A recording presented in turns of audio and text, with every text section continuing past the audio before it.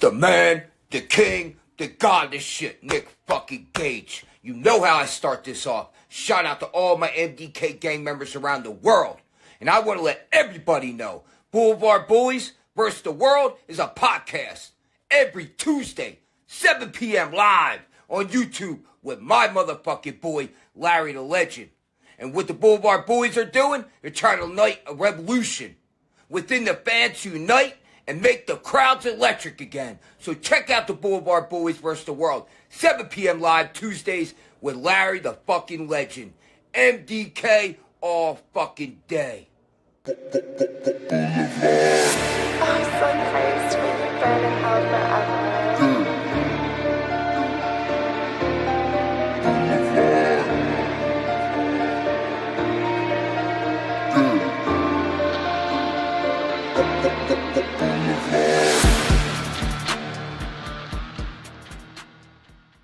Hello, everyone, and welcome to the longest running episodic podcast on the Blvd Bullies YouTube channel. Welcome to Blvd Bullies versus the World. I'm your host, PK. I am extremely under the weather. But it's better than being already super drunk by 7 o'clock, so we'll see which show winds up being better. Thank you for tuning in. I'm joined by the co-hosts, the crew, the lads. Ladies and gentlemen, making his illustrious return for, is it the third? Is that the third?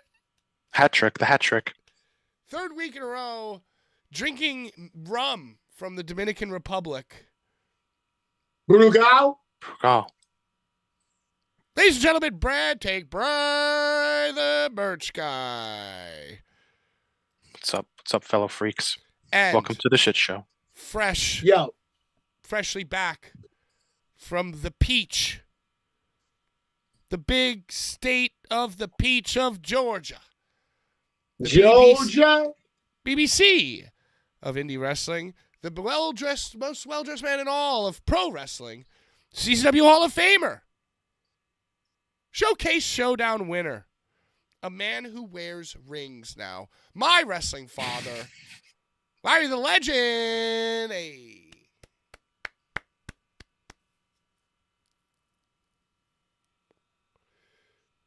Oh my God. Wow. Holy ring. Look at this one from my uncle. A Freemason. I understand the only way you can get one of these is if it's bequeathed to you, and since my uncle died, it's mine. Dead uncle's crew. Here's my dead uncle's bongos. He didn't give me a mason ring. He gave me his Well, bongos. my uncle didn't give me this. He just died, and I went through his things, and I was like, oh, Right. That's how I got the bongos. Yeah. Still not used to Gids being back, but I love it. Awesome shirt, Gids. Matthew McHugh says, can you just acknowledge this as the flagship show of the channel? You know what? Let's make it official. The flagship show of the Blvd Bullies YouTube channel. It always was the flagship show.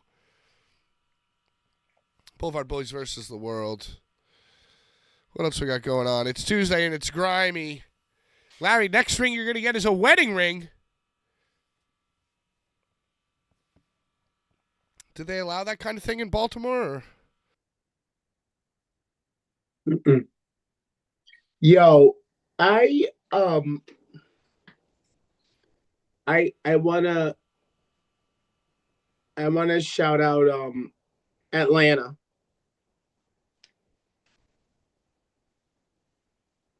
Shout him out. Go on.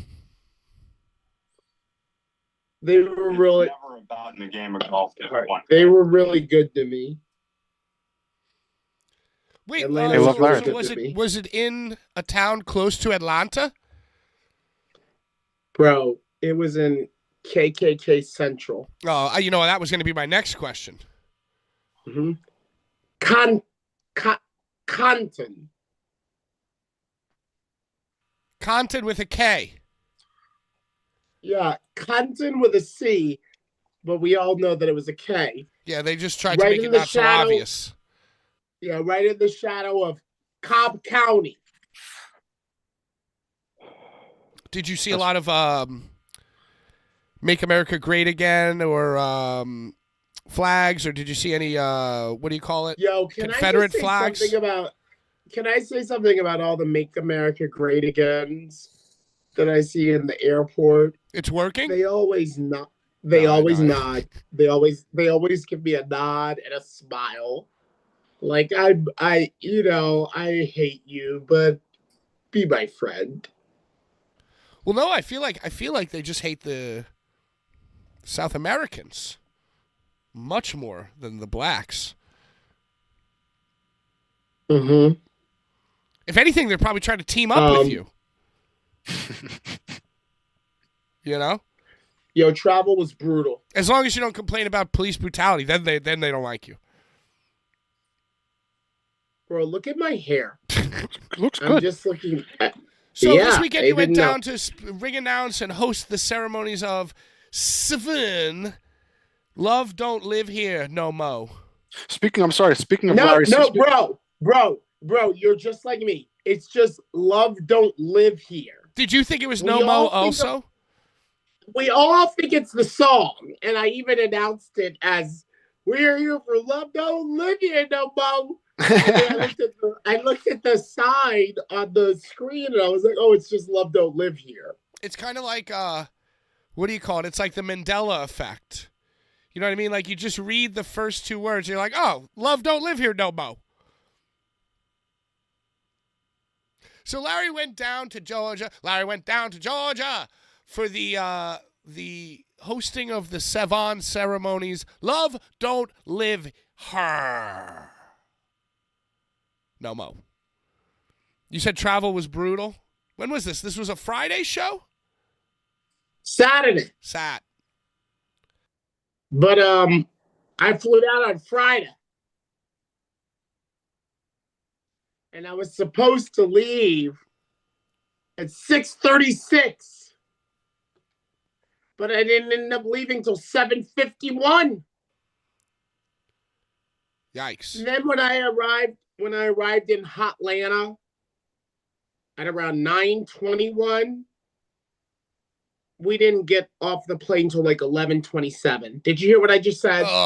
When we touched down at around 9:21, we did not disembark from that plane until about 11:27, Pat and Brian. That's a whole nother movie. That's a whole nother Blvd Bullies versus the World episode. So, you know what I did? I said, I'm not standing in no line for no rental.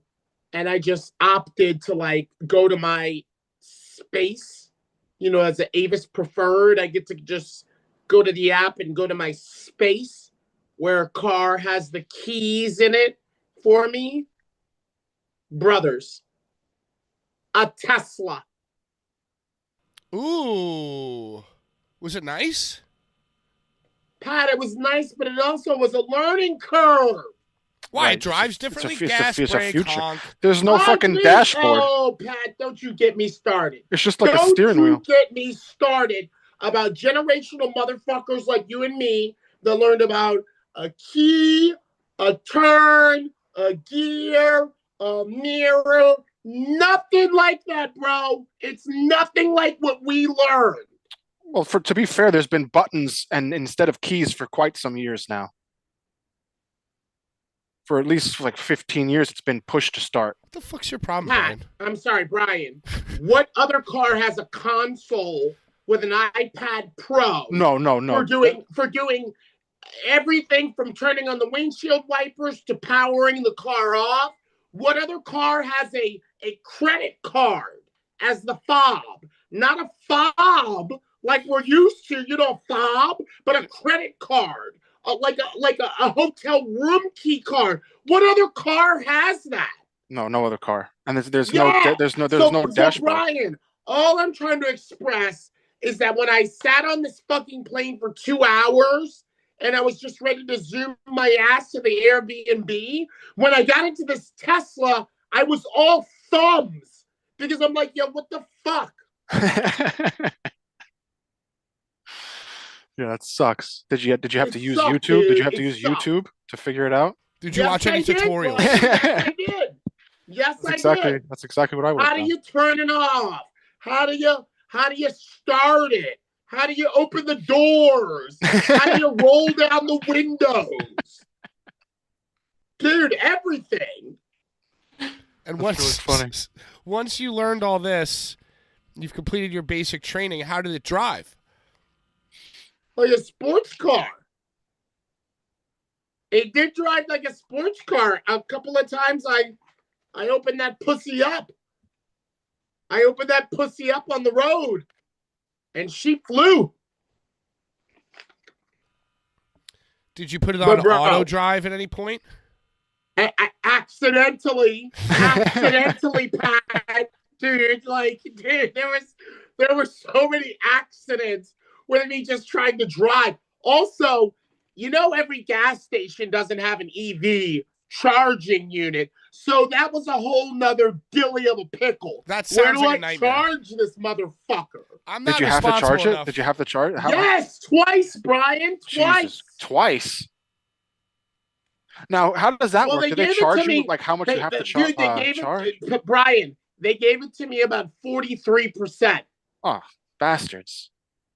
Why is it not full? That means you don't have to return it full. Nope. So I guess that's good. But how much when you charge a fucking Tesla? How do they how's the pay scale for charging a Tesla? Is it Don't free? know. Don't know. I just fucking stuck that thing in, and I was like, I can go, dude. I don't even know. Yeah. So despite your But best efforts, and see, I would run out of charge. My phone is always dying. My car would die, and I'd be locked inside, and I would die. It would become my tomb. Pat, I drove Judge Joe Dredd, Stephen Jury, and Journey Fatu back to the Airbnb. When I pulled up to the Airbnb, 1% battery. Absolutely 1%. insane. How did you survive?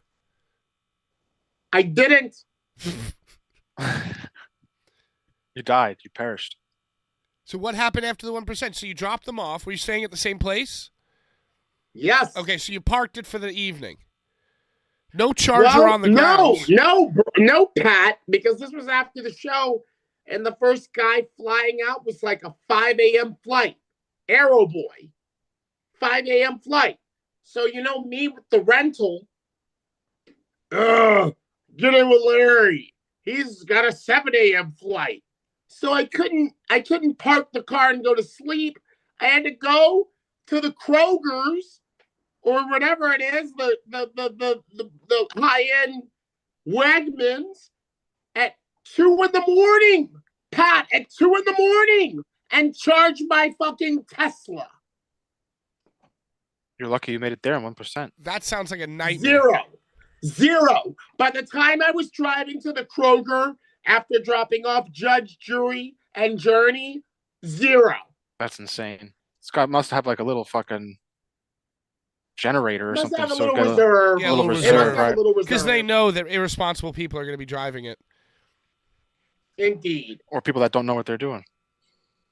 Well, the problem is that every gas station isn't a charging port. If every gas That's what station I was, said. you could plan better. But then imagine if you're now in the panic of letting the charge go down. You're like, okay, now it's orange alert. We need to find a gas station. Red alert. But it's like, no, it's not just any gas station. A charging station. That sounds like a nightmare. I'm sure it's especially a nightmare in KKK town. Ah. Well, I will let you know. that one day I Imagine like that Larry. I'm sorry. Imagine Larry. Are you still in your tux? I'm just gonna say in this story that you were still dressed in your flamboyant tux. Imagine Larry pulling into a gas station with like a bunch of guys sitting in a pickup truck, just like with like a Confederate flag, and they're just polishing their guns and playing cards. And Larry shows up, and he's like, gets out of the car in the Tesla. He's like, "Excuse me, do you have a charging station?" I mean, Pat, you're not too far off the One mark. of the guy's heads just explodes. He can't take it. He can't take how not great America has gotten, and he just fucking just melts right there. He's so enraged by Larry in his sparkling jacket asking for a charge. With his Elon Musk. Well, they like Elon, though. They like Elon. Right. Now they do. At Big first, Elon. all the Democrats were going to buy electric vehicles, and the Republicans were like, "No, gas and oil." Now that Elon's with Trump, He hailed they're Hitler. all like, "Oh, we love electric vehicles." Yeah, he gave a big old Nazi salute. It's the only thing that protected you.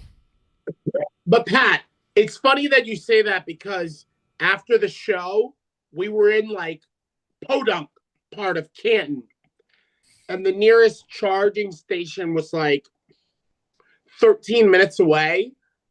And I was like, whoa, what if I'm standing out here charging and the fucking white hoods come up like, "Hey boy, you're looking mighty good in that Merlot tuxedo, boy."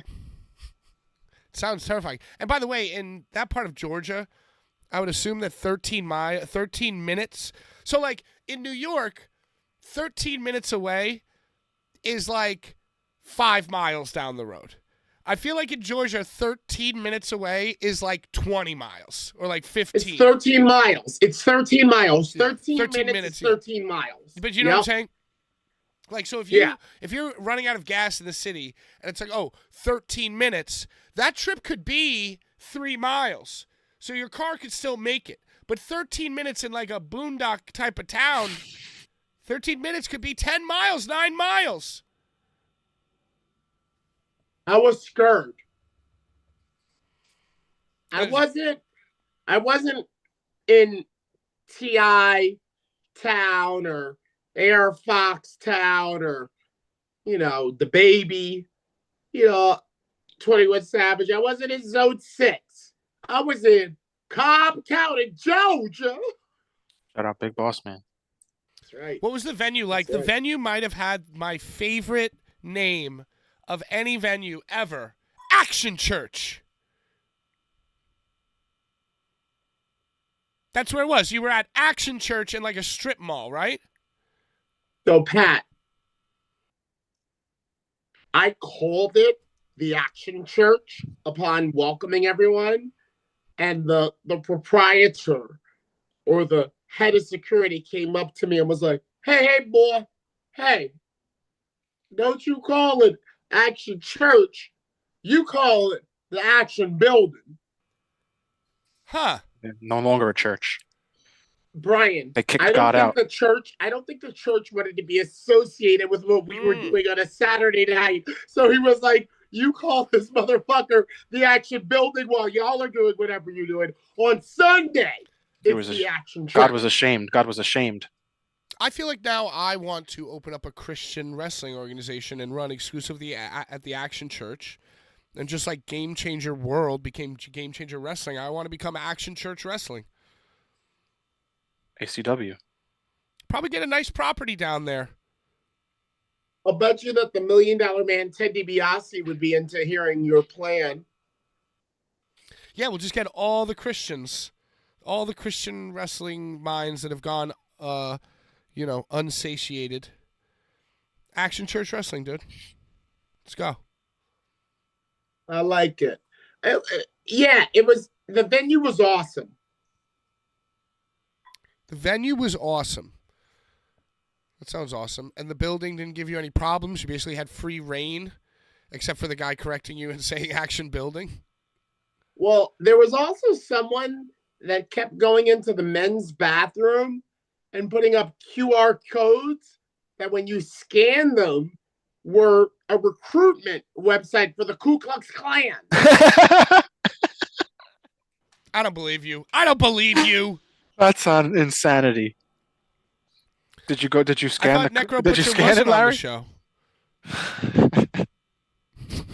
I'm just kidding. Love you, Necro. You know, Brian, I was busy. But I Sure. heard that the security was monitoring because every time the KKK QR codes were put up, they would take them down, but they were monitoring who was going in and out to be like, who's putting these KKK? It became a little recruitment? mystery. Yep. Did they catch the culprit? No. It was probably the security guard himself. Yep. Inside job. That's exactly what I was thinking. Well, just ripping him down to make it seem like he was doing a good deed. Blaze the bingo hall. HBK can be the GM of Action Church Wrestling. Hell yeah! You see, yo, nothing would ever make him leave NXT, but he might grab all those Christians and jump ship, dude. He loves the Lord. What would Jesus do? Opening. So okay. So you said you called it the Action Church, and you said "Love don't live here, no mo," which is something that all of us would have probably done. I personally would be so excited to get in that ring and say Action Church. Like that, I would be so excited to get in the ring and be like, welcome to the Action Church. For love, don't live here, no mo. You're my son. That's You're literally my what you son. did. That's exactly what I did, bro. That's exactly what I Mike just did. throws his headset down. He's like, God damn it. Yeah, Still- it was awesome. Cowboy's still on the despite- porch.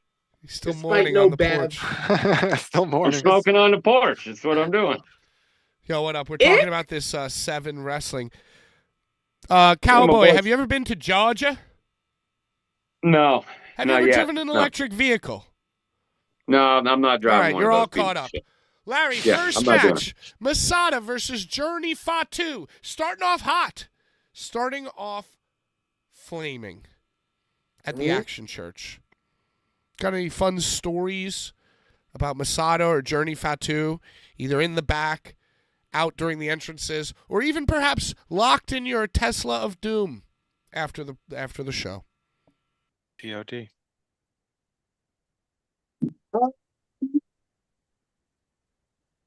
No, it was just a great way after Mike Gavorkian, former guest of the show, came out to say there would be no Gage, there would be no Bev.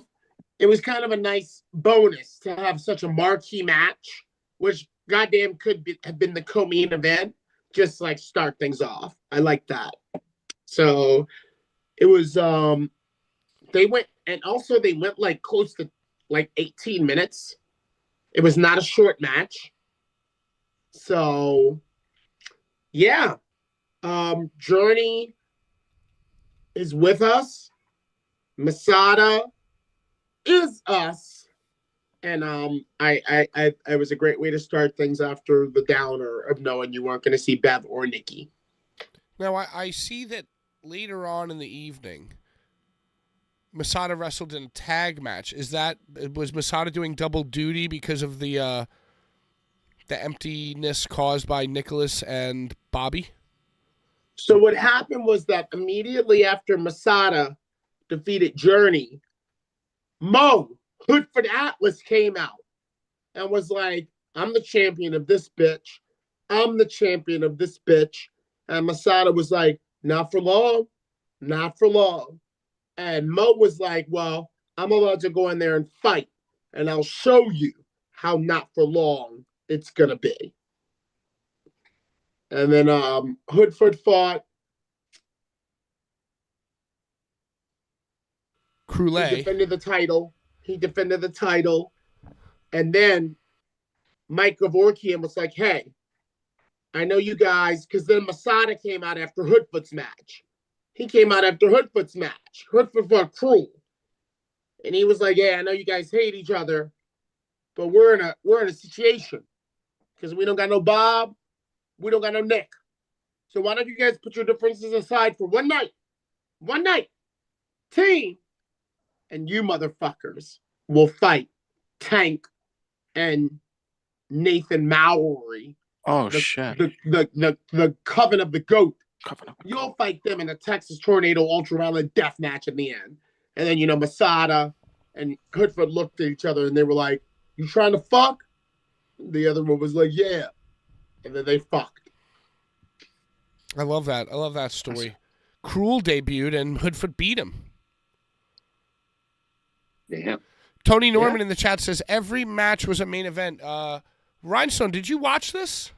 It was Oh, unwatchable. absolutely. My boy was on there. My boy was on there. How'd you Still watch it? insane. How'd you watch it, Cowboy?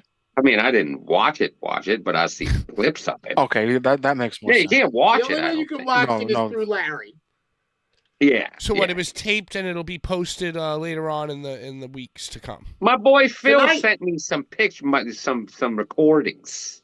That's how I seen it. That's not his match. Nice. Well, apparently it had rave reviews from those in attendance. I think Andy Lawler was there. Friend of the program. Killer Cash defeats Hardcore Hillbilly. Hey, Hardcore Hillbilly! Was this his debut? Was this his 7th debut? I think so. Him and Cruel, both first times, busting their cherries, their hymens. Wasn't the dude that fought Phil Insane at debut too? That Sean Campbell? Am I mistaken on that one? Sean Campbell fought Yeah. Phil Insane. Wasn't that his debut too? Not Phil's, but Sean Campbell's. yeah. Very good name. And Judge Joe Dredd was there, friend of the program as well. Yeah. Defeated Arrow Boy. Larry, what was your favorite match of the evening? Including Favorite? Masada and Hoodfoot versus the Coven of the Goat, Nathan Mowry and Tank. I mean, Pat, listen. Will you listen? I'm all about moments.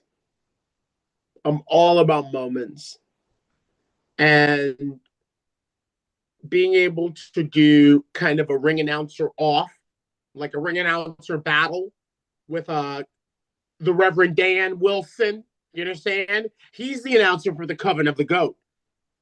For me to be able to do my Masada Hoodfoot intro, then hand the mic over to Reverend Dan, and he did his, "I am the that to me is what wrestling is all about. It's all about like, oh, that's the ring announcer, but that's Joel Gertner with the Dudley Boys. So obviously Joel is going to take the mic from Bob Ortiz or Steve DeAngelis and do his, well. That is what makes pro wrestling for me. So I have to say, just for my moment, being that me and Reverend Dan don't really get the chance to play anymore now that I'm not with Danny DeMonto, I'm not with ICW, me and Reverend Dan, we don't get to fuck anymore. The fact that me and Reverend Dan got to fuck Raw right there in the Action Church is by far my favorite match. I love that for you so much. Well, I guess we'll watch it when it comes out. Who did commentary on this, Larry? Me. You did double duty. Let me tell you something. I am the SVN office. I am the SVN merch.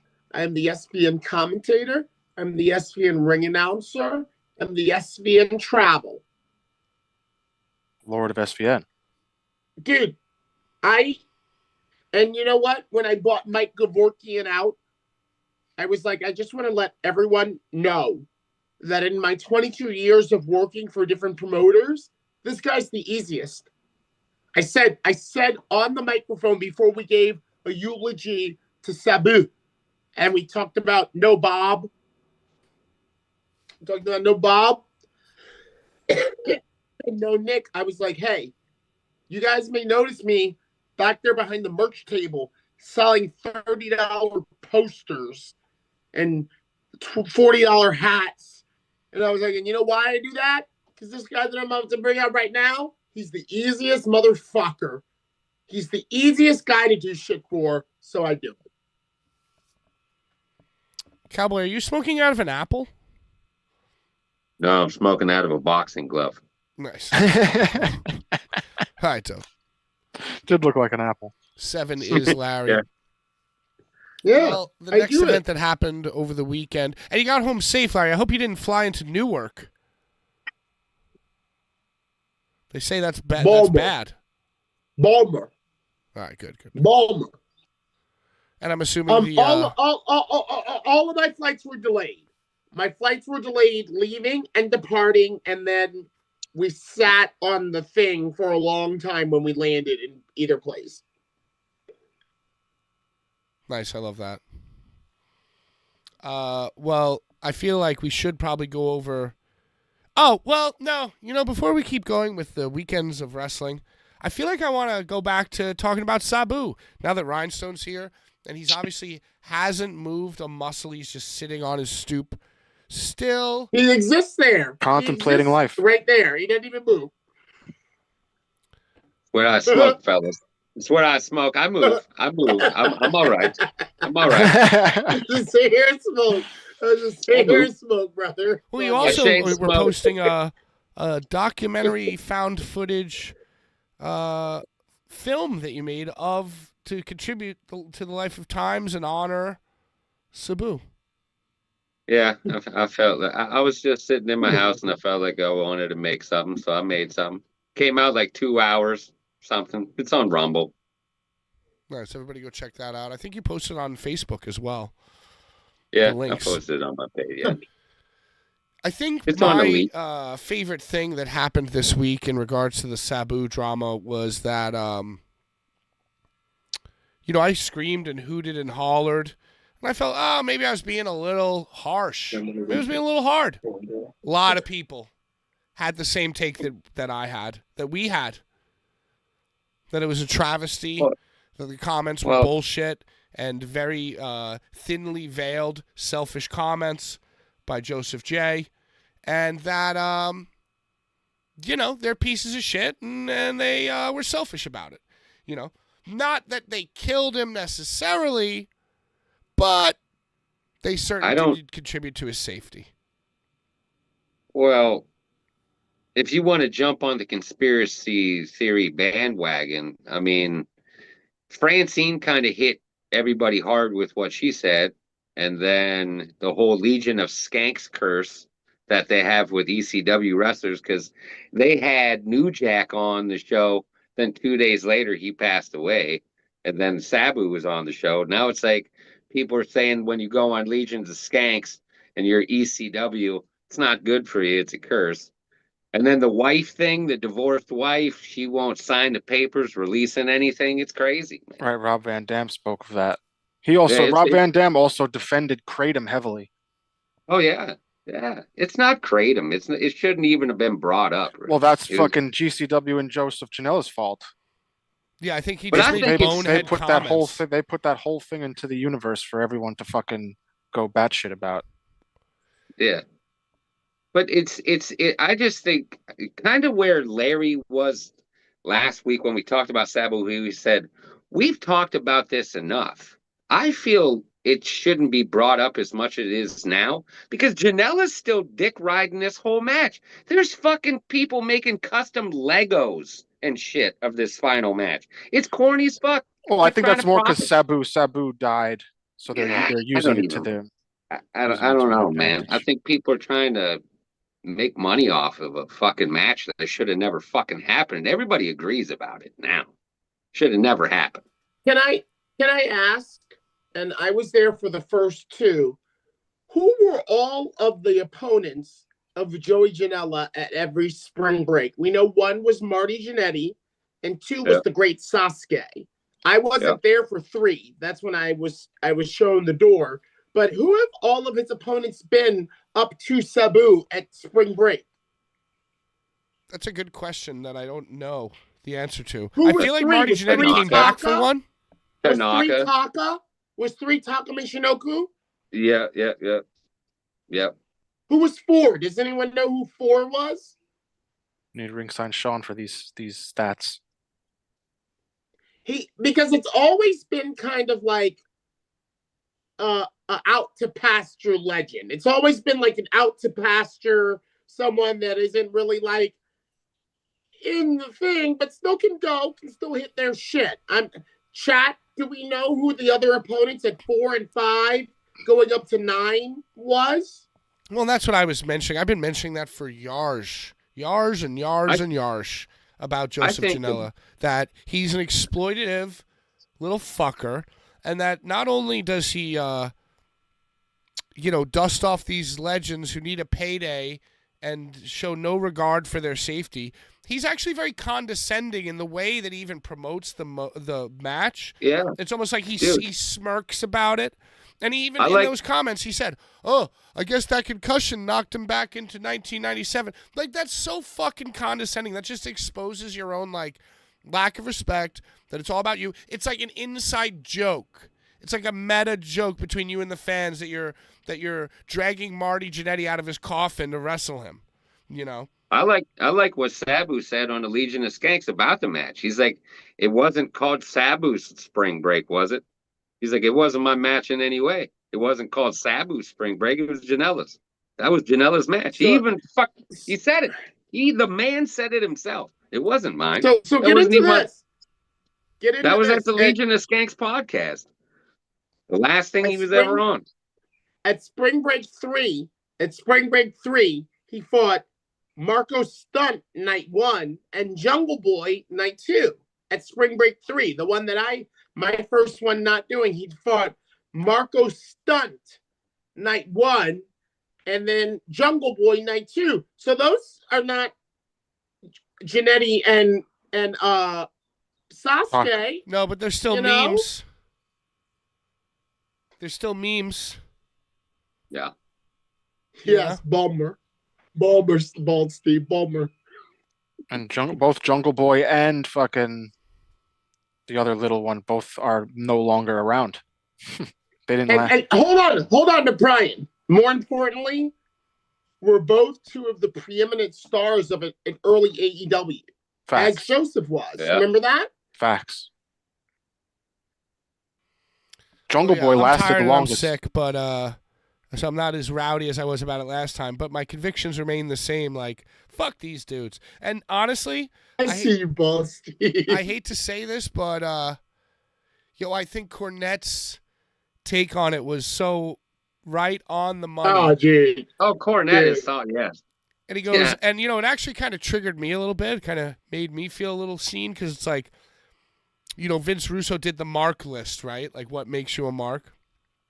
And obviously Cornette tore that to shreds, was like, what the fuck does this guy know?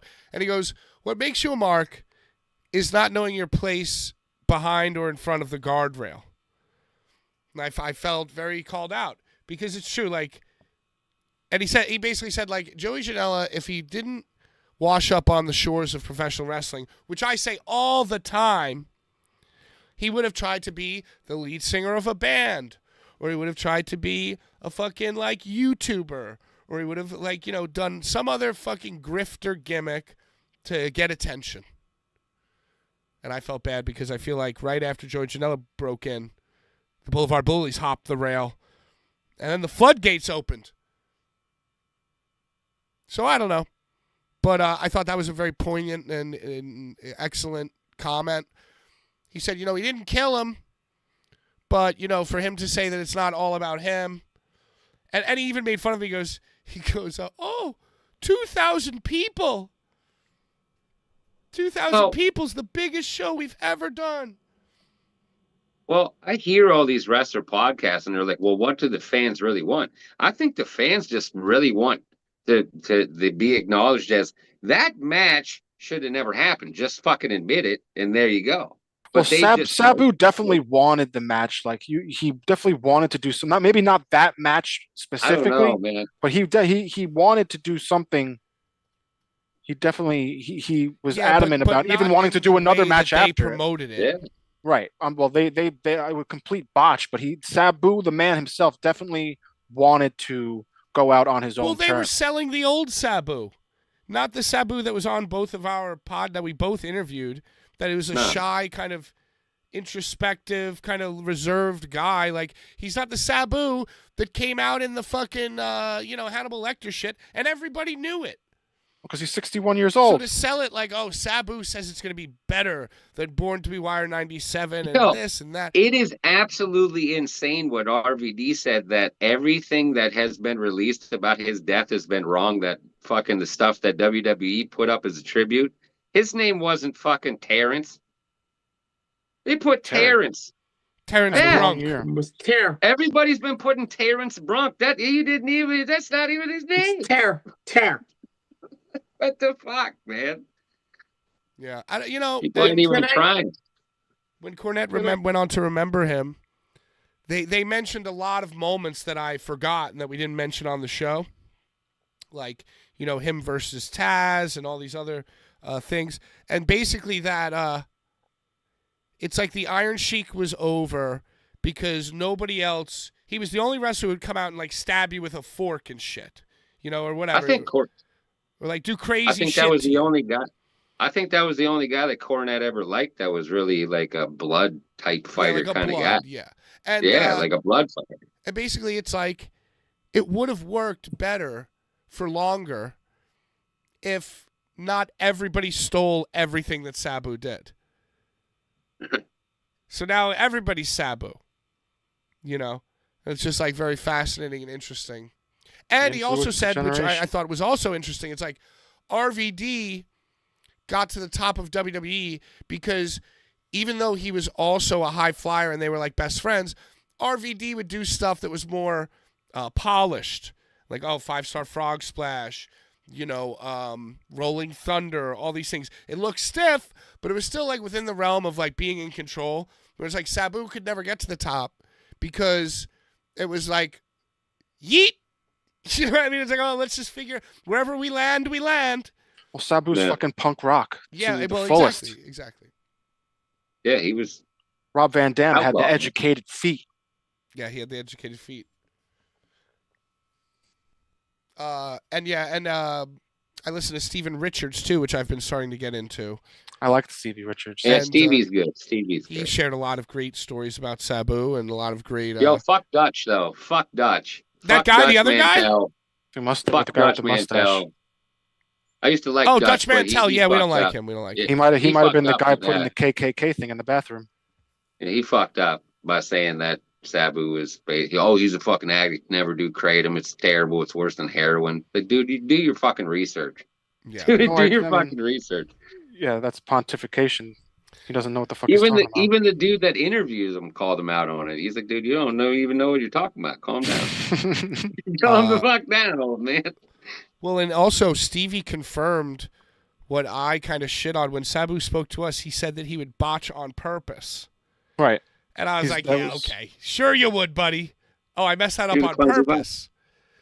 But He's Stevie clumsy. confirmed He said that it. he saw it with his own eyes and gleamed it with his own eyes, and he saw it happen to like give the guy another second to move or to like make it seem more out of control and chaotic. It honestly makes it seem more real because it's like people fuck up, It's like a real. Yeah. It makes it fucking real. Makes you respect it more. Mm-hmm. I don't want to talk about GCW Run For It from Rochester, New York, but I feel like because Atticus Kogar was in a was he? Yeah, he's got a new club now. He's got Vandal 48 now with his Watch No out. his blood. From 440 to Vandal 48. His blood. His Van- blood. He lost. 448. He lost. He could have ascended to the top of the mountain and won the JCW title, but he lost. I'm sure you were locked in on this, Rhinestone. That was the one with Masha, right? That was Yeah. the one with Masha. Yeah, he doesn't win titles. It's weird. It's a weird. They keep him away from it. Only Demano did it for a reason. And I believe I saw in the comments that Matt Tremont versus Mance Warner got shut down, but we'll get to that in a few. Let's get to Larry's favorite part of the show. So we're back on it. We're back on these giveaways. And I have added a new piece of text into the Blvd Bullies versus the World descriptions. It says, email blvdbulliesnyc@gmail.com contest winners. So you could email us, or you could DM us, but just in case. Like Mercedes. Just in case you're confused, just in case you feel like you're locked in a Tesla with nowhere to go, you can click that email. We're doing a texting thing like Mercedes Monet. Oh, no, that's next. That's next. We're going to do a text club. All right, so, Larry, do you remember the terms of this giveaway? We need you to pick your favorite comment. Brian, break it down, please. Right, so Patrick's going to read the comments, and then Larry's going to choose his favorite comment, and then his favorite comment gets the giveaway, which is this illustrious and rare Sabu WWE card that has also Test. They're both dead. And they didn't like each other either. If you win, then you have to contact us through email or DM so you can get shipped the giveaway. You have to send us your address. Lucha Libre says, I think you're right, Pat. The Wire is prepared to rip. That's one thing that I didn't hear Stevie or Cornette comment about. I would love to hear if they thought it was prepared to rip. Lucha Libre goes on to say, there can't be this many coincidences. I'm just happy that Sabu's last match wasn't against Mr. California, because that's how it looked for a long time. Larry, Brian, please give us some opinions about Mr. California versus Casanova Valentine on his last show. I didn't know that this was happening. I thought that Mr. Valentine changed his name to Mr. California because he moved there a few weeks ago. So he's the king of Brooklyn, even though he lived upstate. Now he's the king of Los Angeles because he decided that's where he is now. I really have no idea. I thought he was now the king of Power Slap. Dude, I thought that's what Casanova you couldn't pay doing. me enough fucking money to do Power Slap. Sin Bodhi's the king of Power Slap. What's enough? You wouldn't do Power Slap for like $10,000? No, I feel like Fuck yeah. If I do Power Slap, I'm gonna lose my eyeball. It's very possible, dude. I feel like the whole left side of my face is gonna cave in. Glass eyeballs are cool as fuck. I guess you only get money if you win. You don't get money if you lose. So you just get knocked out and then just feel like shit. Dude, I mean, yeah, I would fucking die. I'd get killed. My head would. Well, you're also not as big as a Casanova Valentine. I feel like the weightier guys can take big slaps to their his skull isn't fat. Well, they got big heads. It's not like his skull is fat. It's like, okay, yeah, if somebody was chopping your chest, trying to punch you in the belly, okay, fine. You need to take a bump. Great, you're huge. It's not like, how fat could your head be? It's not like you're wearing a football helmet of fat. I would say his head is just as big, maybe bigger than Hardcore Hillbillies, who is a lord of Power Slap. So you're saying they have fat heads. They have thick heads, thick skulls. Thick skulls. Larry, what's your take? I see you dancing.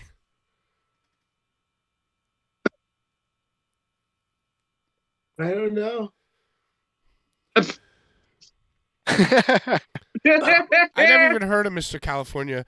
ZMZO says Game Changers debut in Maryland featured the debut of Christian Napier, and the Athletic Commission shut down Tremont versus Slade. Didn't you just say something about Tremont and Warner getting shut down? I got confused. I was reading the GCW stuff, but I had read this comment before, so I got them confused. The show that got shut down apparently was Game Changer World's invasion of MCW. Larry, wasn't this like on the map, on the calendar for a while? Yeah. Yeah. And MCW is Maryland Church Wrestling. Is the reason that I'm even on this podcast today.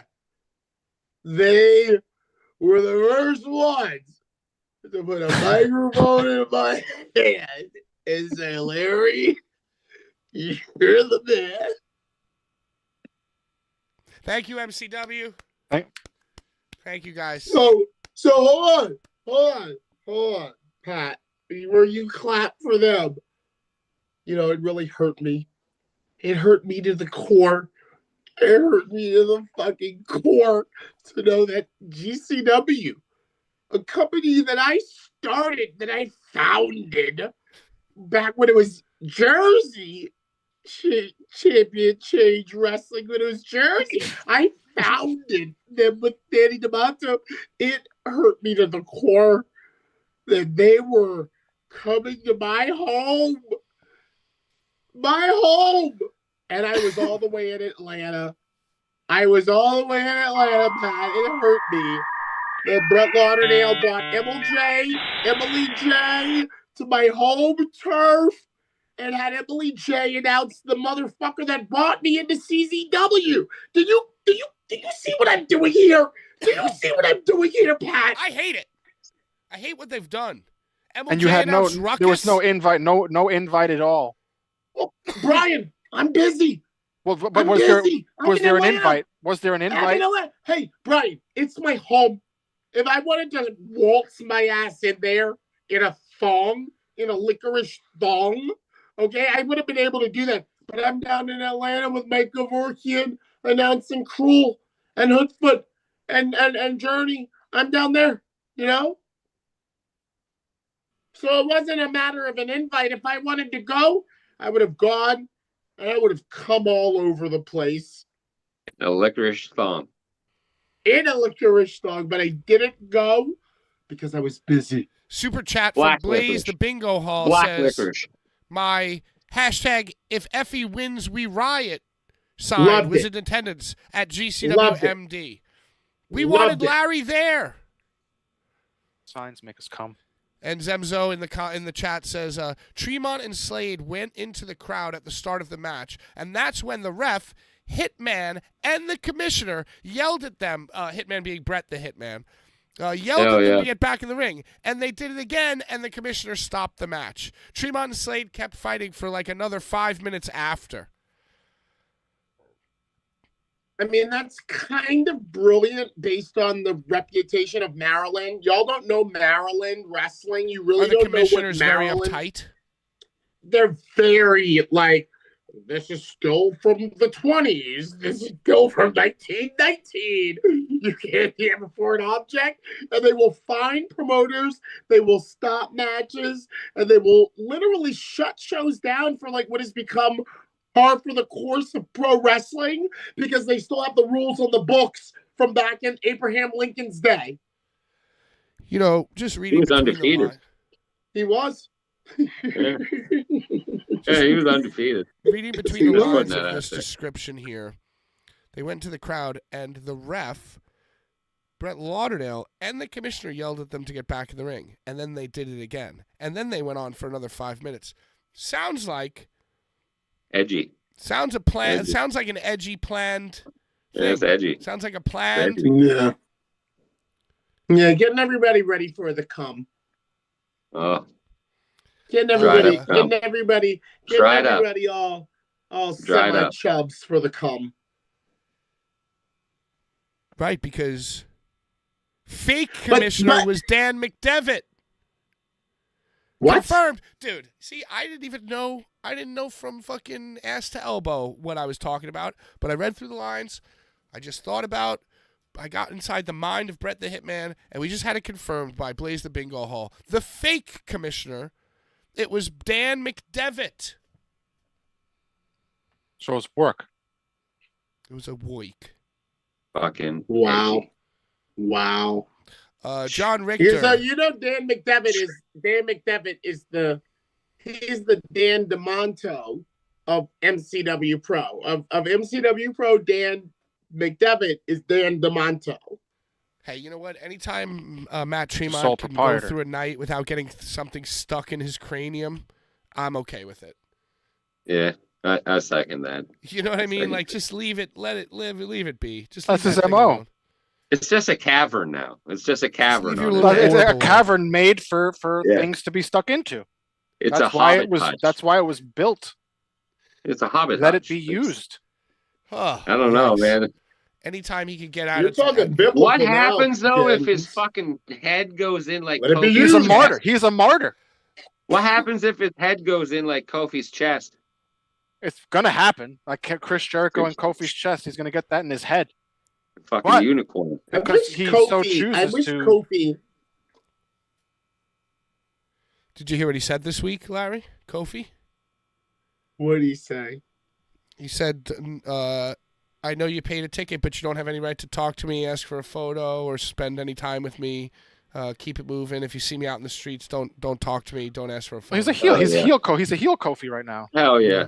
Hell yeah. I like it. I mean, I yeah, fucking it's love like it. it's kind of like the same thing we just said. Hey, anytime that Matt Tremont cannot get a fork stuck in his head, I'm okay with it. It's like Kofi Kingston been taking photos for 15 fucking 20 Oh. years. So it's Kofi like, you know was what? nice Yeah. and too Dude, long. he's like, who's older? Him? I think him and the Miz and R-Truth are all in the same like class. No, R-Truth apparently might be R-Truth- older. I think R-Truth is like R-Truth at is least older. 7 to 10 years older than Yeah, the guys. you're right. R-Truth's like R-Truth 60 was like years old. 2004, but he I got think Miz fired is and the went to youngest. Impact. He got fired and went to Impact for all those years, though. Don't forget about that. Okay, quick. Yeah, he What was he in? the What was he oldest. there? He was Ron Killings. Ron Ron Killings, right? Killings. Yeah. Super chat, so we're putting a pause on the favorite part of the show. Cameron Brack says, any Andy McDivitt stories, Larry? All right, I'm sorry, any Dan Danny McDivitt McDevitt? stories? I don't know why I said Andy. Annie and Dan kind of makes Andy. Yeah, it made me Andy. Dan McDevitt stories, Larry.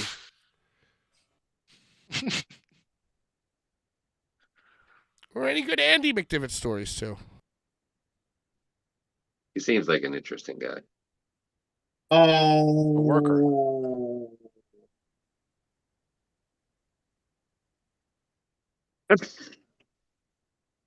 Danny McDevitt was the MCW founder, like MCW Pro, that GCW invaded to do their show. He was the founder of MCW, but he also was like one of the backstage agents for UWF, the Urban Wrestling Federation. So for anyone who's watching and knows my history, with the first time I did a show in the Hammerstein Ballroom, which was 2011, way before GCW or Brett even had anything to do with anything. It was 2011. I did a show in the Hammerstein Ballroom for the Urban Wrestling Federation. And for some reason, Dan McDevitt, the MCW promoter, was like an agent. He was like a Sanjay Dutt or what's his Jamie Noble. You know how all these guys are for Right, backstage wearing WWE? ties and shit. Yeah. I did not know why. I did not know how. But when I did my first show at the Hammerstein Ballroom for Urban Wrestling Federation back in 2011, Dan McDevitt was an agent for them. And I'm like, what are you doing here? But I'm not mad because, like, I've worked for you for years. You were the kind of the one who got my foot in the door of even doing this. So I'm comfortable with that you're here. But why are you, like, going down the run of show with me and like in the back with like a headset and a clipboard and shit? It just was so bizarre to me, but it also was like very kind of like, okay, you know these people, you know Dan, you know Ruckus, you know whoever else from Maryland. But yeah, Dan McDevitt was an agent for the old Urban Wrestling Federation that is on Tubi and Peacock and everything, and you can see Slick Wagner Brown and Scorpio Sky and Willie Mack and me and Jeez and Low Life Louie and all these other of color wrestlers. You can watch them on Urban Wrestling. Dan McDevitt was an agent for that in 2011 at the Hammerstein Ballroom. Not to be confused with the newer UWF, the Underground Wrestling Federation, who hires pedophiles. Larry, follow-up question. Did you do any UWF shows at Amazura? To my knowledge, there were no UWF shows at Amazura, but there was a UWF show at the Club Amnesia. For those of you that know about the history of New York nightlife, there was a club called the Club Amnesia. And there was a UWF pay-per-view that was filmed in the Club Amnesia once it was kind of like defunct. Like it wasn't really like a happening spot anymore. But at one point, the Club Amnesia was like a big deal. And UWF got that spot to film some of their exploits. And I got to do a show in the Club Amnesia before they turned it into, I think it's a Dwayne Reed or like some other type of drugstore now. I don't know. All right, more But comments. Amazura, no. I only did MMA and Hog and other things from Amazura. Amazura is also like the home of HOG, right? I've Now done it is, yes. HOG shows from there. That place is kind of nice. Rhinestone, don't you work at Amazura with Hog? Yeah. Yep. It's a nice space. I like it there. My favorite open part it up. about Amazura is the doorman. The doorman at the or the bathroom attendant. Oh yeah. The doorman, they don't let you bring shit into that place though. You No, can't even but bring there's like a there's lighter. bathroom attendant that gives you Towels? mints. Gives you It puts- mints and Nice. towels. Yeah, he puts the lotion on your hands. Push the lotion on the skin. Classy bathroom. Like a Classy good bathroom. strip club would. Hell yeah. John Richter, I believe Sabu is too smart to have his last match with GCW. I think it was a way to drain the indie cash before having TK pay him a premium high price with a true notable final opponent with Taz on commentary on an AEW pay-per-view. I love Sabu. Rest in Gangsta's Paradise. Rhinestone, do you have a comment on that or a comment of your own about Sabu's path? Should he have survived his encounter with Joseph J? I truly feel that he wanted that AEW. He wanted that AEW match. He really wanted RVD. That's really what he wanted. He wanted to go out with his friend and have a big banger, and that's what he wanted. And that's not what he got. So, Pat, if you and I knew that we were gonna die, us both being Sagittariuses like Sabu and RVD were, would it be in your heart's desire to do your last thing with your fellow Sagittarian brother? Like goddamn Sabu, fucking what is right. Yeah, It absolutely, was- absolutely. But then, Sorry, Larry. no, you go, Bri. You go, Bri. I feel like he knew in his heart that wasn't his final match, and I feel like someone made a comment where he said that like GCW only made it that way, that it was his final match, and he wanted to have a final match with Rob Van Dam, the man himself.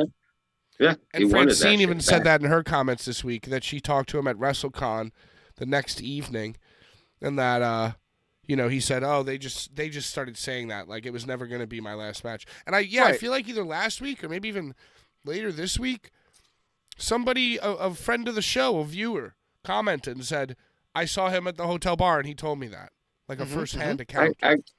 Was RVD ever at a GCW show? I believe he was, but How I'm not many? 100%. Was it just one?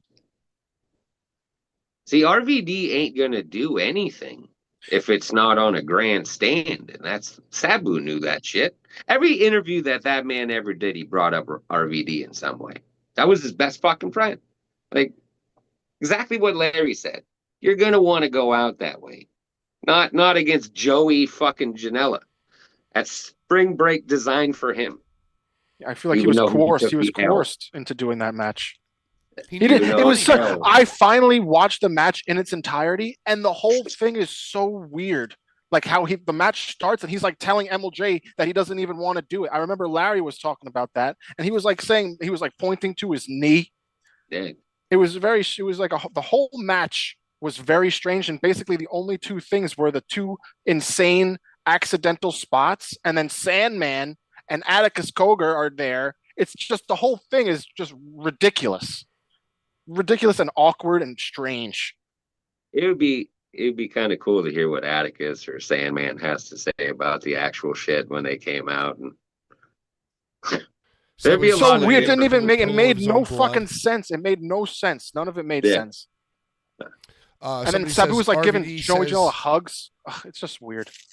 And then they gave him the plaque to like make fun of him for last time. Fuck that! Stop bringing that up. Fuck that piece of Then shit they plaque. gave him the plaque. Here's your They plaque from last They had year. cornered when you- fucking concussed Sabu, giving him the fucking plaque. Fucking Stupid weird, terrible plaque. shit. That's the RVD plaque that has Kratom said that came on. GCW doesn't offer RVD money.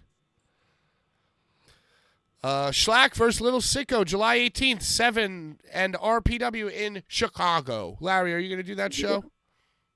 He's the Lord of Seven. Maybe we'll get Little Sicko on the show. Well, I was just going to say, John Richter made a comment asking about interviews for the future, and I'm I'm currently trying to get in contact with the man himself. Wow. Thank you, Brian. Because of John Richter. So shout out John Richter. Axel Knows 90 says One Man Crew is just a UK guy who buys into his own hype because he had a hockey fight in the ring with Butterbean one time. Do we know about One Man Crew? I feel like somebody asked that last week. Yeah, none of us knew who the fuck that don't was. care. Butterbean's cool though. Didn't Butterbean do a gang. Janela Spring Break thing that was also an exploitative mess against Suzuki? Suzuki, and it was trash. It was dog piss. It was fucking terrible. Yeah, it was bad. Was that Spring Break or was that WrestleCon? I think it was WrestleCon because Suzuki couldn't even get his ass out of the ring. Butterbean didn't understand he wanted to go outside of the ring. It was terrible. Bad. Another bad idea of bringing some old person in. You can't do that shit anymore. Axel Knows goes on to say there needs to be a study on why people in Deathmatch Elite get so mad over Chad Mins, Brian, and then Necro, but you're trolling. It's becoming the real housewives of Deathmatch Elite over there. I haven't even been there in a minute. I'm glad you brought that up because Mins is blocked right now, and so is Johnny Phillips, I think. Is you Johnny blocked Phillips Johnny the one who Phillips? went on the cruise? I think both of them are blocked right now. Johnny Phillips is a fan of the show. He's a funny. I think that dude's hilarious. He's a degenerate, a fellow degenerate. I think is that the one who posted the photos of him on a cruise with the Blvd Bullies tank top? Probably. He's worn the Boulevard the smoking skull shirt. Is he on a cruise right now? He did the thing with Redacted in the fucking the Wheeler. The Wheeler shit. That was funny as fuck. Yeah. He drove that thing too, eh? That was Ruthless Pro and Miss Miasma. Yeah. Yep. Where Dr. Redacted almost Miasma 2. Miasma 2. Yo, so Come here. tell me about this Chad Mins mental breakdown. I missed it. Come here. He was losing his mind over Seven. Over Like Larry's live favorite tweeting? plays. Over Larry's realm. He was pissed off about fucking Seven. Or was there a specific thing he was pissed about? So it's something about the last pay-per-view or Yeah, something. he was mad Refund. at 7. He was mad at 7. Something about refunds. Something about refunds and shit. And then even Mike commented. He's like, shut the fuck up, dude. Quit bitching about our promotion and worry about yours and renting rings and shit. Cleaning them. Yeah, just worry about your shit and let me take care of mine. He does comment about everybody's shit, but you got to just pay him no mind. But some people Apparently, can't. Brett the Hitman made a post in Deathmatch Elite calling it PND me. I don't know what that means. Saying that Seven's gone soft. Pacific North Death?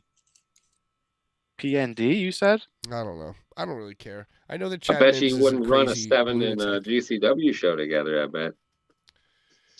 You know, I mean, listen. The guy is special. He has special needs and special hobbies and special interests. And he's the linchpin of indie wrestling. That's what I mean by special. Special something. And Brian, I'm glad that you're not toxifying your brain doing that anymore. Feels good not to. I mean, it felt pretty good to do it because pissing people off is just enjoyable. But it also feels better to just like not. All I'm going to say is, Brian, ever since you've been back with the Blvd Bullies, our viewership is through the fucking roof. Through the roof. Because people love Jews. And Well, they're waiting for you to crack. They're waiting for and I even to give you a boots on the ground report from Alana, there were more than one people listening to me like, I love that Brian is back. I'm so happy Brian is back because they know that Brian leads to that. Exactly. Here we go. Here's the comment right here in the flesh. Blue Blanca, 1985. Great year. Born to Run, 1985. I was in Vegas in April, and the night after the match at GCW, I was fortunate enough to drink Hulk Hogan beer with Sabu for a couple of hours at The Nerd. He told me his personal favorite match was himself versus Taz at his ECW debut. He told me a lot of things. He was an open book and very kind. He also told me that this was not his last match. He said that GCW just wanted to say that. Rest in peace, Sabu. Good episode, you guys. Yo, and that's crazy, too, because I feel like that was the first that anybody said that. And then later in the week, Francine said that. It starts coming out from a few more people. But I feel like Blue Blanca 5 days ago fucking broke the news right here in these comments. He was boots on the ground with Sabu. He had boots on the ground. And Horror Pain Gore Death says, rest in peace, Sabu. This hurts, and I'm still pissed off. Schlack versus Sabu would have been epic. We know Schlack would have taken the craziest shit and protected him. Facts. It would have been one of many good options or good alternatives. All right, well, I have my pick for the best comment. Larry, do you have one? Was that it? Those were all the comments. We spent like an hour reading them. Oh, definitely Blue Blanca. Definitely Blue Blanca. Hey, can I ask y'all something? To anyone who watched the match, what big shit did Joey take? What like big bumps? Or he got big... Sabu tossed him from the ring into like a barbed wire net, net, and I think that might have been it. He might have gotten caned. He got caned by Sabu Sandman, who wasn't even in the fucking match. No, but the two barbed wire bumps that Janela took were so lame. It was just one, wasn't it? I only have one in my mind. No, he went through. Well, he went through the one. Forgettable. Like it was like the cradle. It was like the same one that Sabu fell face first into. Right. But Joe Janela just kind of flipped over. And he screamed. On his tuchus. And it just, I guess it was on wheels, and he was just like, whee! His device did not break at all.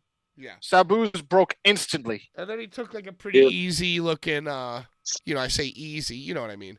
He took a pretty like... He took a common back bump into barbed wire, and Sabu put his face in barbed wire, knocked himself out in convulsions, twice. And then got hit with a chair in the fucking head full force by Joey. But Joey didn't take that much offense during the match. Sabu wasn't really hitting him with shit.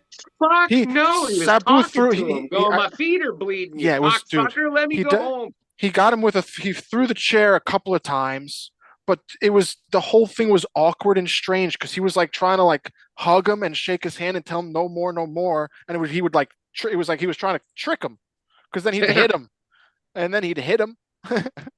Very strange. I think Sabu did he was wearing a suit. Sabu was wearing a white suit and not his traditional garb. It was the whole thing was strange. He was dressed for the Hall of Fame, but he didn't show up.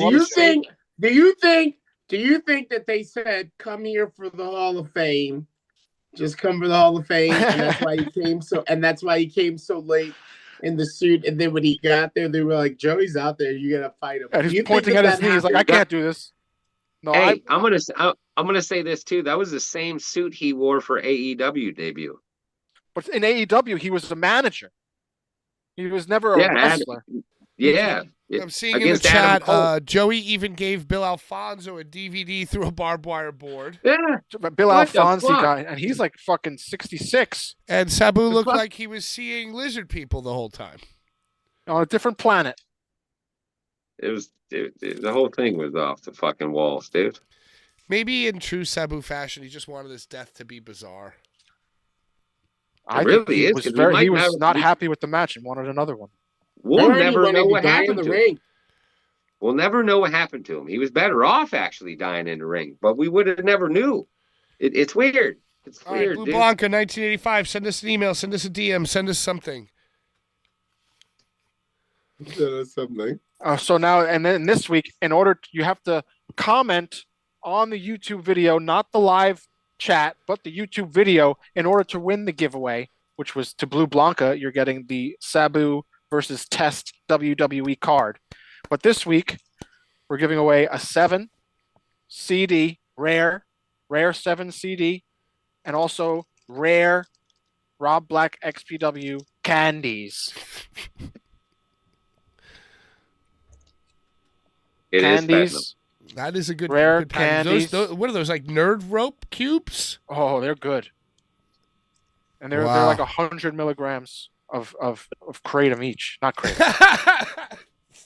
Dutch It's not. Mantel. It's definitely not kratom. 100 milligrams of kratom each, just to see how good Rob Van Dam did about 6,000 fucking milligrams of it on his live feed to show it doesn't do anything.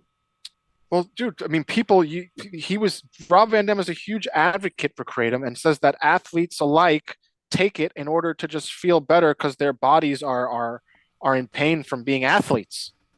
Yeah, they're fucked. They're fucked beyond belief. Right. All right, next week Rhinestone's going to pick the winner since Larry picked it this week. Blue Blanca, I like 1985. that. I like Get in that. touch with us.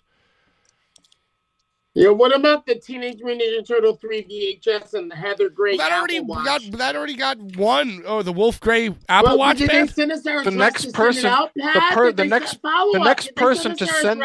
next person to send their address should get all past giveaways because nobody listened and sent their address. So whoever sends their address should get the Ninja Turtles, the Wolf Gray, and the illustrious Sabu. No. Well, since that one's all right. I'm stepping in here. Sabu will go to Blue Blanca next week, unless we hear from whoever won that Wolf Gray gimmick. Pat, can you go back? I don't wanna. How many weeks ago is that? We don't even know. 3, What do I 4. look like, Rhinestone? I could just sit down and bang out a 2.5-hour fucking movie? Come It took me 4 on. days. It took me 4 days. 4 actually. days? And what is? Come I just want to on. ask, Kyle. It's just like a compilation of Sabu.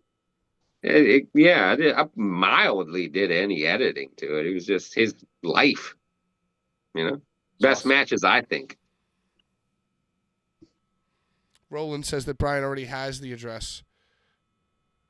I need it That again. answers that. That answers that. Which address for Blue Blanca? Blue Was it a Blanca's P.O. box? definitely Roland, won who's Blue before. Blanca? I don't know. I don't know. I Hey, thought you Blue know, Blanca just won the fucking Sabu giveaway. We just But they confirmed won it's- in the past. We just confirmed I that need Sabu's, your address. What? I'm just saying Who to made anybody. that card? Who made that card? Is that a Tops? What is that? This is a WWE Action Tops. This is a Tops WWE Tops. Sabu versus Test. Should I read the back of it? You want me to read the back of it? Yes. No, they can read that. They can read that. That's their gift. That's their gift. You got to read it. I feel like, and now it is a rather special card because they both are no longer living, and they both were pretty fucking Sabu. Sabu hated Test too. They hated He each put other, him in but his book. Test was a entertaining guy. Said he Triple H couldn't sell it all. Triple H ruined his life. Triple H ruined Test's life? Yeah, Test was dating Stephanie McMahon, and then Triple H stole her from Test, and then basically Test faded into obscurity.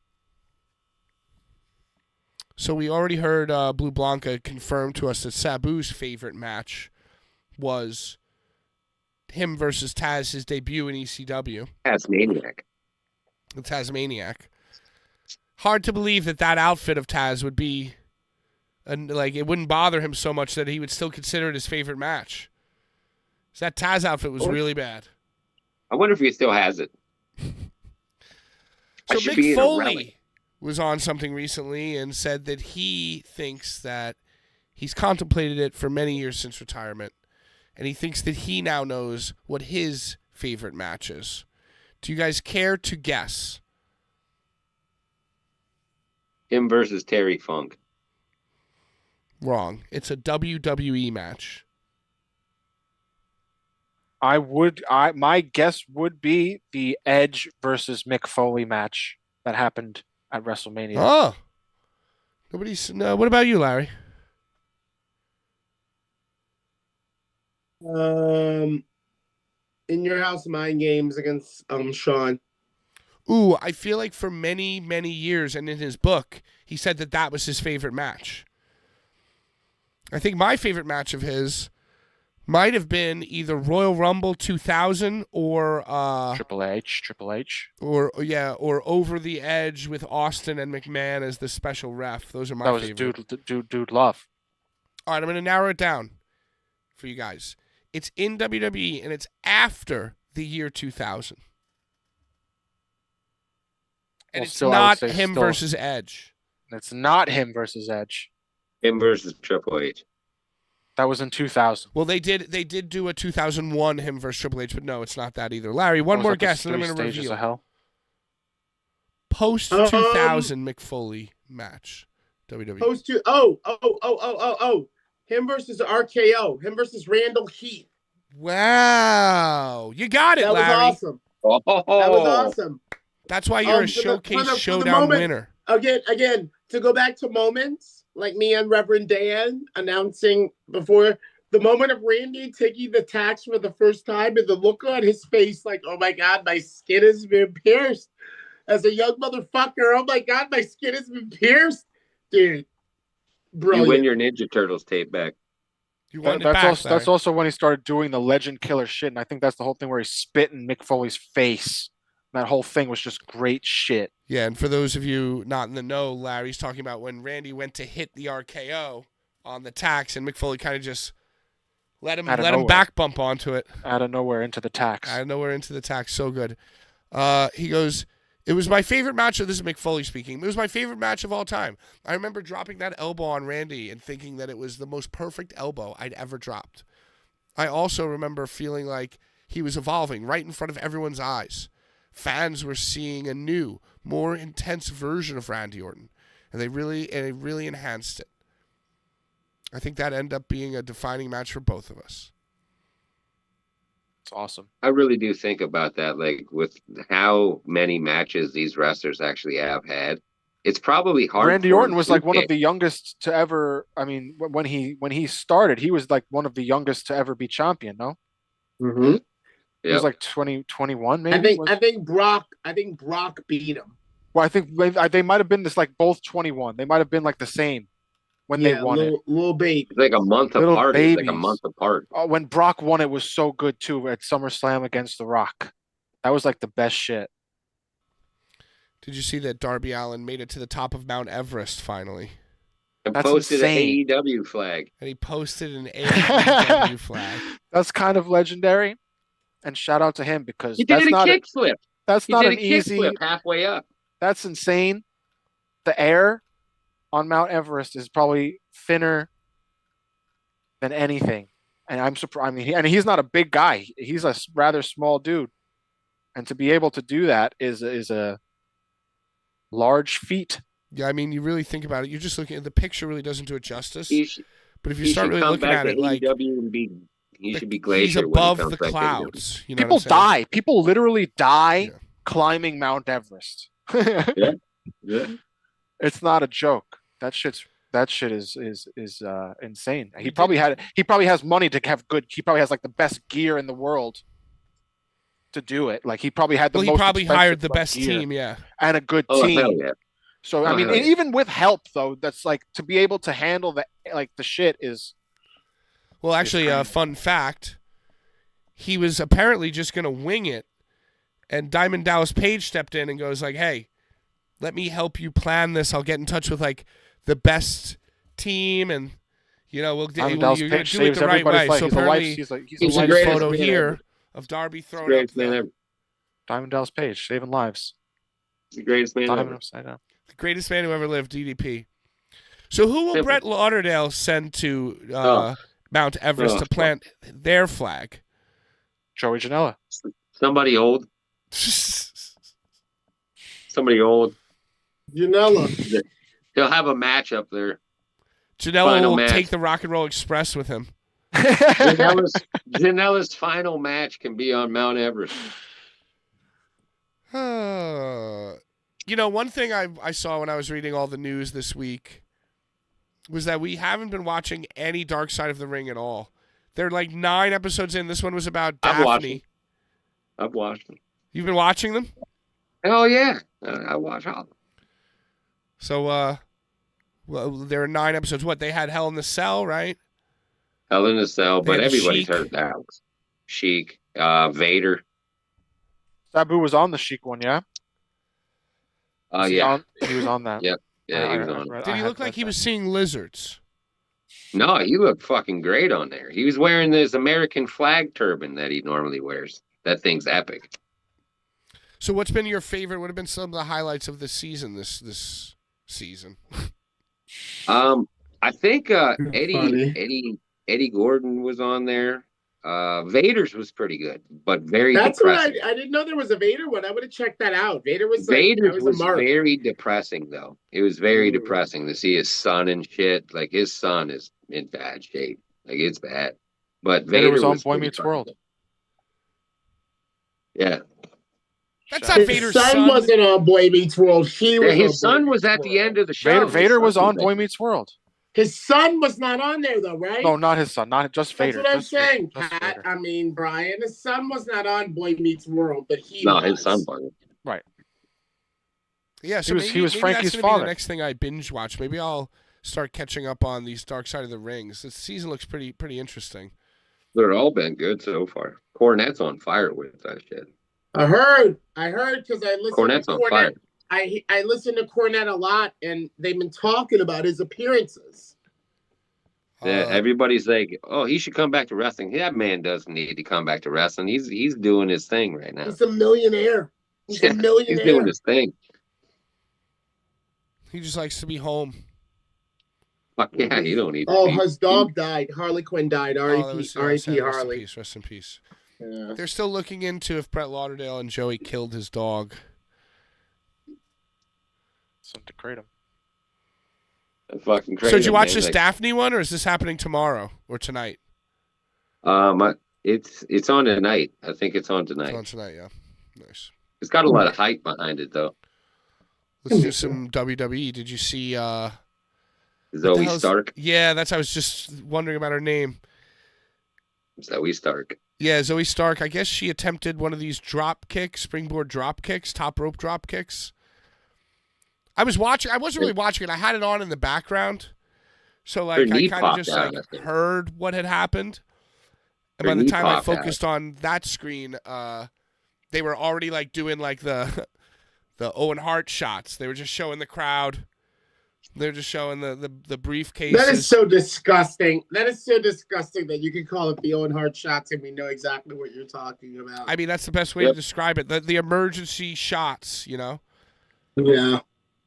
And they zoomed in on Rhea, who was like in the corner, and they're like, "Oh, looking concerned," and she was like doing her hair. She was just like kind of like frustrated, Did like, the and did the obviously commentary- calling the rest of the match like in the ring.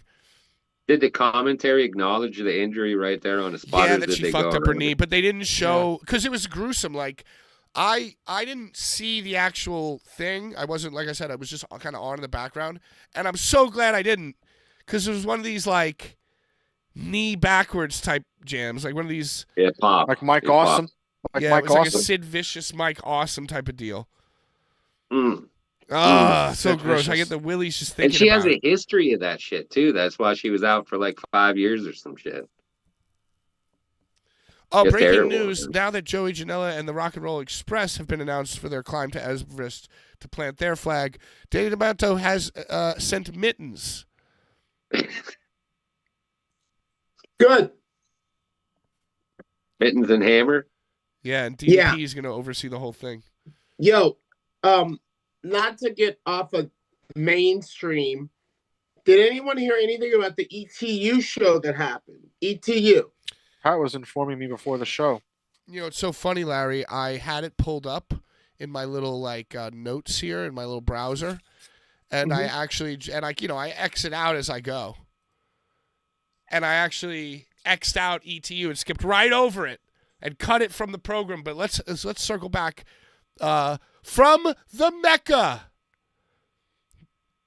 Vince Steele's death. Vince place. Steele Memorial Church. Vince Steele Memorial Yep. Action Church. Yep. I did see. Well, number one, I want to say something nice. The clips that I've seen from them, they have very nice lighting in that building. They have a very nice little entranceway. They shut all the lights off in the Mecca, and they have only their own lights, and it looks good. They make the Mecca look good. Oh yeah, the Mecca is a good spot. Not if you leave all the lights on and just have like a flimsy curtain, which most do. You know what I mean? But like, you know, and I remember, I mean, this price might have gone up, but I remember when I was doing Outlaw, I was like, this, we got to do this. We got to shut all the lights off and do the stands like ECW started doing, ETU does. I was like, you got to do this. I was like, oh, it costs $250. I was like, what a steal. That's a steal. What, to have the lights? Yeah. But I mean, maybe it's gone up since then. Maybe $250 was like for the half package. But to me, that's money well spent to create the atmosphere that you want. 100%. Yeah, you got to spend money to make money. You got to spend money to make money. Brett Lauderdale once told me that. I also saw they opened the event with somebody. It's like almost like the American version of Maki Ito. They're like an American Idol person. Becca Yeah, Becca with a 3. against Janai Kai. Correct. It's with seeds too. Yeah. The kick demon. The kick lady. The kicker. That's Janai Kai. Yeah, so disqualification. I don't know. I guess this was streamed on IWTV. I don't know who does commentary. I did see a few clips. I saw, like I said, the Becca thing. Always good stuff from the struggles. Chat saying the lights completely turned off twice accidentally during the main event. Not purposely. There wasn't like a. It was a accidental. Yeah, it wasn't a sabu. They didn't do a sabu. All right. That sucks. He didn't even get that either. Fucking goddamn. I'm just gonna Did read they the do names that are on here. Conan, Sandman got Lycan, it. Braden, Toon, Did they do a 10 Gabriel bell? Sky, Did they do a 10 Ultra bell? Jaguar. Did they do a 10 bell? Did No. they do a 10 bell to Sabu at the beginning of ETU? Did they do a 10 bell? I don't know if that's Austin announced. Luke, Matt Mako, Ken Broadway, still around. Aaliyah James, Gabby Forza, Kylie, Alexa. I feel like I might have commentated a Kylie Alexa match for Fifth Dimension, but I'm not sure. ETU. I would imagine Atlantic. if you announced her it was for the heart and soul. Let me see. Who was it? Heart and Soul. Maybe. I mean, I don't have a good memory. Nobody here looks like they're from the heart and soul. ETU Atlantic Tag Team title. The Chameleonaires, Jay Bougie and Pretty Boy Smooth, retain. And this looks interesting. Now, this is the one match that I would be interested in seeing. Mike Santana versus Marcus Mathers for the ETU Key to the East title. Yeah. And we have a new champion, Mike Santana. Do you know what I heard about that? And do you know what I thought immediately? I was like, yo, I don't talk to Pinky. I don't talk to Dickie. I don't talk to Jaka. I don't talk to Mike. And I don't talk to Monkey. And I was just thinking how powerful of a force Team Pazuzu was for just a little sliver of time. Just a little tiny sliver of time. We were the motherfuckers, and now none of us talk. And I was just thinking about how proud I was of Mike and him doing his own thing, but how I would love it if we still all talked. Because we were road dogs for a little bit. Oh, this is an interesting fact. Ken Broadway moved to St. Louis within the last year. So this was his return to the ring for ETU. And he came to save his boys, the Killionaires, and help them become the inaugural East Atlantic East Tag Team Champions. Fascinating. Well, there you have it. There's ETU. Yeah. Hey. Ken Broadway is in love. Good for him. Congratulations, Ken.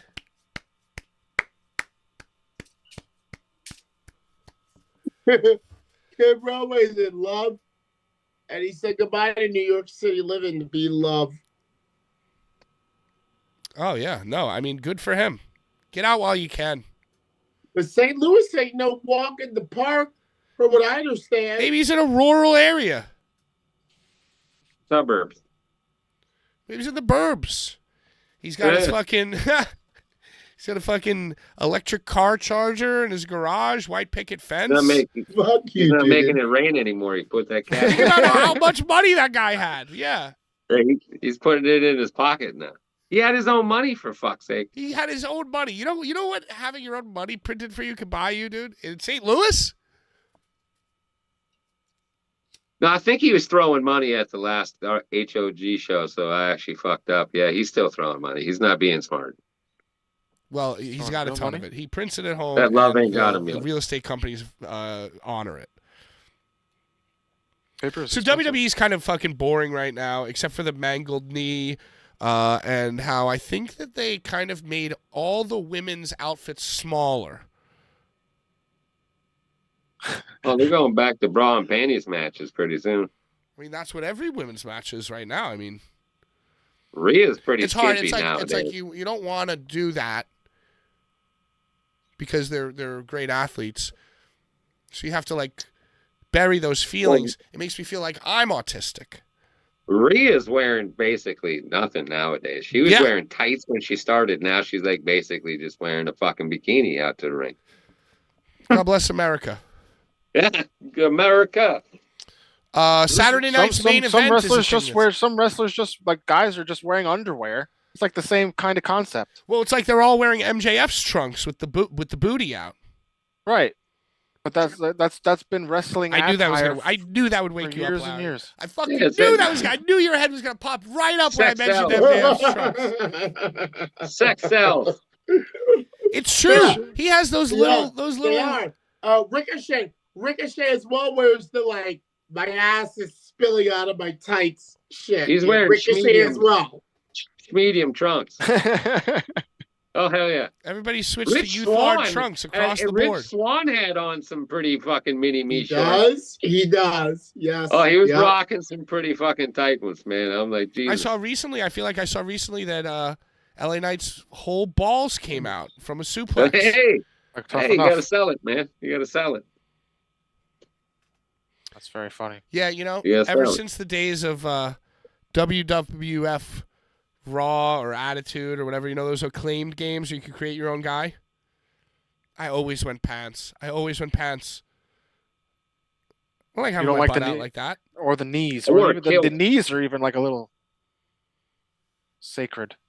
I dressed up like Raven. That was my look. Yeah, you know exactly. You do wear some jean shorts. You wear some long pants. And No, I was the kilt. I was I found the corporate. kilt. I was corporate big boss man. Black tank top, cargo pants.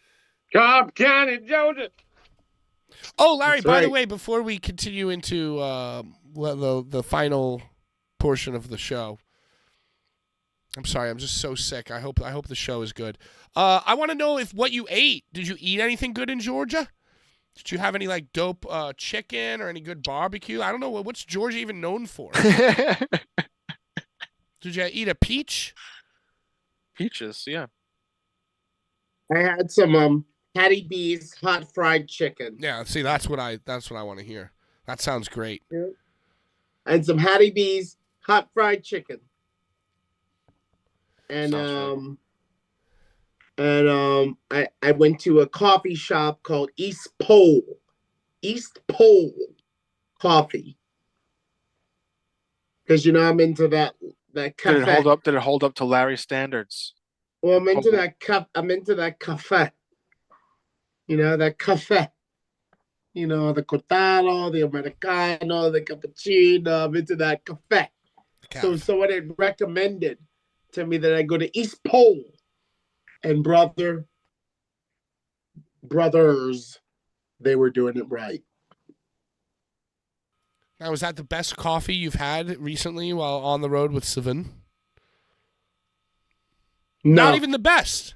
Just Nope. doing it right. nope.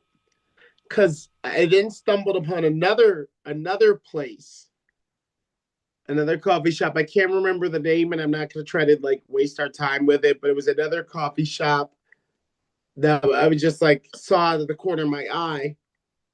In I got Georgia? two This shots. was It was- Georgia? Yeah, Georgia, Atlanta, all Atlanta. All Atlanta. I was walking from East Pole fully caffeinated, and I saw another one, and I went into it, and it was even better than East Pole. Incredible. And how did the fried chicken hold up? The hot fried, the spicy hot.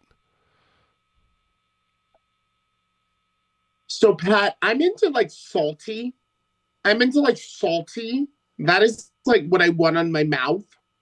That's what I want in my mouth. And this was more like hot. Spicy as fuck. Zemzo saying it's Texas, B. Well, I got the medium. You can get low, medium, or super. And I got the medium. But it wasn't salty enough. I want to be like drinking water after every bite. You want salt in your mouth. Saturday night's main event coming up. Damian Priest versus Drew McIntyre. Do we care? Damian Priest had a street named after him in the Bronx. I saw Damian Priest at a show at Brooklyn Paramount with Kerry King hanging out. I took funny little pictures with him. Oh, and they were very nice. They were both very nice. Was he like, hello? I was there was the band Machine Head was playing, who I'm not a big fan of, but they were just the headliners of the show. In Flames played too, and Unearth. It was a good show, and Lacuna Coil. So was Damian Priest cool? I saw he was those he was cool as fuck. Big. Damian Priest, huge. Kerry King, very small. Very small. He was like a little shorter than me, Kerry King. Yeah, that's a cool little factoid, but I really don't care about Drew or him, except for really probably Drew's their awesome. entrances. Dude, I think they're both pretty dope, and Drew's kind of underappreciated. He's the champion that won during COVID, so nobody was even there, and since then they've kind of just been dicking him around. Love Drew. Since the crowd CM Punk and Sami Zayn versus Seth Rollins and Braun Breaker. This is kind of boring to me. I feel like the last 2 weeks they've just done like stone cold run-ins with CM Punk to rescue. What would make it interesting is if Sami Zayn turned on Punk and was the third man. Or maybe if Punk turned. If they do it NWO style and have one of these guys become the third man, I'm right back into it.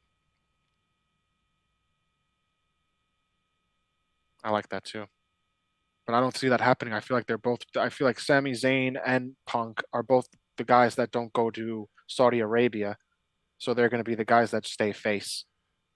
That's a good point. They both don't go to Saudi Arabia. I No. wonder what that means in this whole thing. Jey Uso versus Logan Paul, heavyweight championship. Do we care? And this I very much care about. John Cena versus R-Truth. And it's not for the championship. We care about that. See, we care about that. It's not for the championship. Yeah, it's just an exhibition, which is lame. It should just make it for the championship. Right, he's the champion. Why not? Just have him beat R-Truth. He's probably still going to win, or it's going to be like a R-Truth disqualification. He's going to loses. just like beat him senseless with like a chair. R-Truth loses his smile that night. He still probably doesn't understand what happened. After he gets his R-Truth ass beat is by funny his as fuck. childhood hero. I think it'd be cool to have a heel R-Truth at the end of it. Then he joins Paul Heyman. Yeah, he got crushed. He got crushed by Cena, and now his smile's gone. That's really it. That's really all we got going on. I mean, you got obviously the full. I think these are full Tournament of Survival and Cage of Survival participant announcements. But I mean, that's not until July. The Cage is in August. But they did announce John Wayne Murdoch versus Mr. Danger. Fake Mr. Danger. Is it fake Mr. Danger? Ryan! It's the fake Mr. We've had this conversation with Schlack. Schlack was on this show and also agreed upon Mr. Danger should at least be Mr. Danger 2 because there already is a Mr. Danger who is the real Mr. Danger. How about CZW Double or Nothing this Saturday or whatever it's called? CZW, that's Schlack versus Jimmy Controversy. Will they know where to park the ambulance this time? This time it's not on the beach, Pat. Oh, okay. Well, don't let that let your guard down now.